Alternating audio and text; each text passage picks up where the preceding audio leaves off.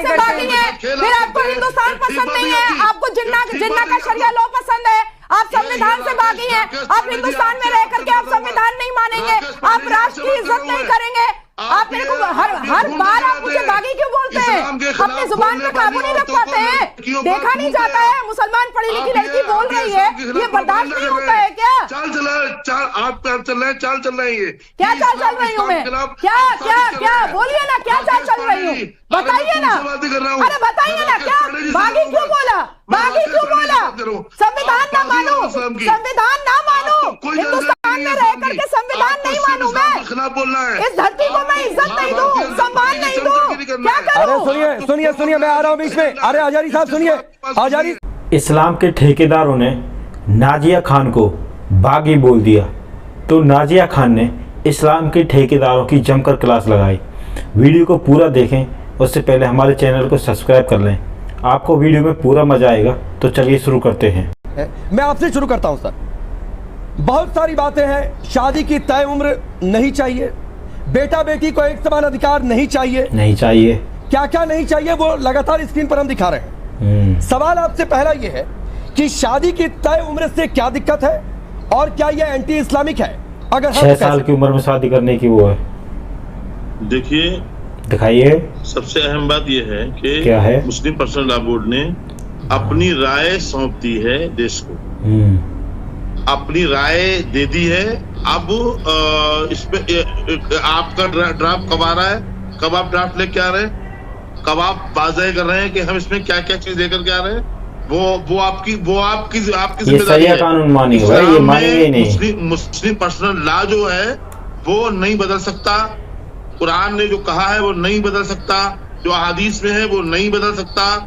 हमारे यहाँ है 6 साल की उम्र में शादी कर रहा है, तो शादी की उम्र के ताल्लुक से कोई ये नहीं है कि इतने साल की होगी तो शादी हो जाएगी। अच्छा, लड़का लड़की जब आजारी साहब मैं समझ गया, आजारी साहब मैं आपको क्रॉस कर रहा हूँ, मैं समझ गया आपकी बात। नहीं मैं समझ गया, जो मुस्लिम पर्सनल लॉ बोर्ड की ओर से कहा गया है वो बाइट भी हमने सुनवा दी और स्क्रीन पर बाकायदा लिखकर ग्राफिक्स में भी चला रहे हैं कि शादी की तय उम्र नहीं चाहिए, इस्लाम में शादी की उम्र निर्धारित नहीं है, युवा होते ही शादी हो जाएगी, ये सारी बातें कही गई हैं। मेरे सवाल का जवाब अभी भी नहीं मिला कि अगर शादी की तय उम्र, अरे रुक जाइए सर, सवाल सुन लीजिए। मेरे सवाल का जवाब चाहिए कि शादी की तय उम्र क्या इस्लाम के खिलाफ है? अगर हाँ तो कैसे? देखिए, अगर बालिग होने से ज्यादा उम्र हो रही है तो यकीनन पीरियड साथ ही शादी कर देते हैं। कुरान में कहाँ पर लिखा हुआ है ये बता दीजिए ना। अब ये बताइए, बता दीजिए सूरह नंबर। बहुत पहले मैं बता चुका हूँ आपको। नहीं मुझे नहीं पता चल रहा है, मैंने भी तो 30 पारा पढ़ा है ना, शरिया भी पढ़ा है, जिन्ना वाला 1937 का वो भी पढ़ा है। तो जरा सूरह नंबर बता दीजिए कि पीरियड्स के बाद लड़कियों की शादी कर देनी बहुत जरूरी है भाई, नहीं तो वो आवारा हो जाएंगी। जरा बता दीजिए, ये जो वर्ड लिखा हुआ है ये बताइए ना, कुरान में कहाँ पर है 30 पारे में? मैंने महीने पढ़ा है 30 पारा, पूछिए, बताओ। वाला 1937 का शरिया भी पढ़ा है। राकेश जी ठीक है, जवाब ले लीजिए। पहले आपको बता चुका हूँ मैं बहुत पहले, तो इसी को बागी बोल देंगे। सही बोल रही है। जो बात नाजिया ने, मैं आपको आजारी साहब जो नाजिया ने सवाल पूछा उसका जवाब दे दीजिए एक बार फिर से। जवाब है ही नहीं। इन बागी चेहरों को बुला करके बागी नहीं कहेंगे आप बागी नहीं कहेंगे तो फिर आप हिंदुस्तान से बागी हैं। जो सही बोलता है वो इनके लिए बागी हो जाता है। हिंदुस्तान पसंद नहीं है, आपको जिन्ना का शरिया लॉ पसंद है, आप संविधान से बागी हैं, आप हिंदुस्तान में रह करके आप संविधान नहीं मानेंगे, आप राष्ट्र की इज्जत नहीं करेंगे। आप मेरे को हर बार आप मुझे बागी क्यों बोलते हैं? अपनी जुबान पे काबू नहीं रख पाते हैं?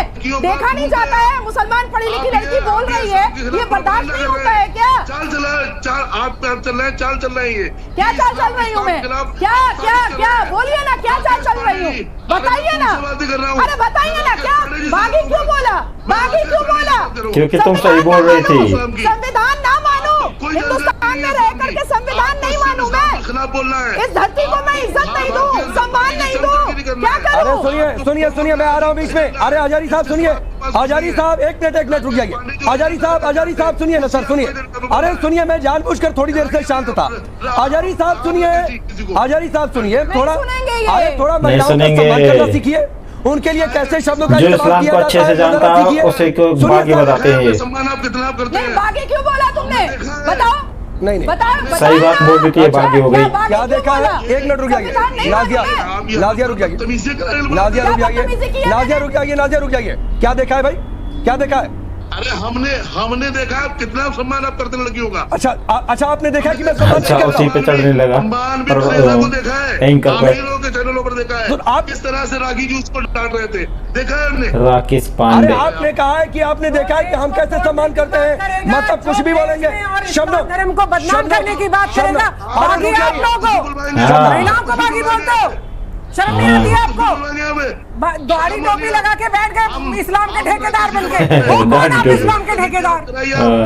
ठेकेदार आपने करते हैं। बोला है। रुकिए रुकिए अंबर जानी, हिम्मत कैसे होती है? जेब चलती है ना, घर चलता है इसका कि इस्लाम को जितना नीचे गिराओगे उतने पैसे मिलेंगे। अपने अधिकारों की बात करें तो बागी कहेंगे उन्हें हजारी का। देखिए राकेश, आपने बोला हम एक बहुत ही गंभीर मुद्दे पर चर्चा कर रहे हैं। रुक जाइए, आजारी भाई, वो पागल हो गया, सुनेगा ही की नहीं। जरूरत है। यूनिफॉर्म सिविल कोड की जब बात आती है तो ये कोई धार्मिक मामला नहीं है और ना ही एक धार्मिक मुद्दा है। ये मुद्दा जुड़ा है जेंडर जस्टिस से, महिलाओं को इंसाफ से। हम भारत की बात करते हैं, भारत के संवैधानिक अधिकारों की बात की जाती है और जितने भी लोग आज लॉ कमीशन के पास अपनी राय लेकर पहुंचे हैं और ये कहते हैं और ये जिद दिखाते हैं कि अगर इस तरह का कोई कानून लागू किया गया, कोई बदलाव किया गया तो हम उसको नहीं मानेंगे, ये अधिकार उनको संविधान ने दिया है। और वही अधिकार जो आर्टिकल 14 उनको ये अधिकार देता है कि वो अपने अधिकारों के बराबरी के अधिकार पाते हैं, तो वो अधिकार मुझे भी मिले हैं कॉन्स्टिट्यूशन से। लेकिन आज तक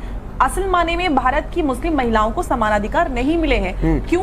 अगर आप शरीयत एक्ट की बात करते हैं तो 1937 से पहले कौन सा शरीयत एक्ट और कौन से शरीयत कानून माने जाते थे? उससे पहले तो सब एक ही जैसे कानून फॉलो करते थे। और जब बात आती है, एक सवाल मेरा मौलाना साहब से कि जरा आप ये बता दें कि आखिर शरीयत क्या है? शरीयत क्या ऐसी चीज है जिसमें बदलाव नहीं किया जा सकता? शरीयत के आधे कानूनों को तो मानेंगे भी नहीं, इतनी कठिन है। रोशनी में इंसान की जरूरत के हिसाब से, समय के हिसाब से कानून बनाया जाता है ताकि लोगों में, महिला पुरुष में इंसाफ किया जा सके। अगर समाज में कहीं पे भी इंसाफ हो रहा है या हम समाज की तरक्की की बात करते हैं तो सबसे पहले शुरुआत होती है सामाजिक न्याय से। आज हम चांद पर हमारा देश पहुंचा है लेकिन मुस्लिम महिलाओं को समान अधिकार नहीं मिले। ये देखिए विडंबना इस देश की। और जब महिलाएं अपने अधिकार की बात करती है तो आप उनको कहते हैं कि आप बागी हैं, आप अपने अधिकारों की बात नहीं करते। आपको अधिकार की बात करें तो बागी हो गई। लॉ कमीशन के पास पहुंचेंगे राय लेकर और ये कहेंगे कि हम नहीं मानेंगे। भाई आपका लेना देना नहीं है। नहीं बिल्कुल बिल्कुल वाजिब बात है और मांग ये की जा रही है हाजी खान जी। एक बात और राकेश मैं यहाँ पर कहना चाहती हूँ कि जब कानून बनता है तो वो किसी एक इंसान के लिए नहीं बनता है, इस देश के समाज हर इंसान के लिए लागू होता है, देश का कानून होता है। तो आप अपनी राय देना चाहते हैं तो शराफत से राय दीजिए, धमकाना और गुंडागर्दी कहीं और जाके कीजिए। नहीं ये बिल्कुल अलाउड भी नहीं है अंबर, ये बिल्कुल अलाउड नहीं है और मेरे शो में तो बिल्कुल भी नहीं। ये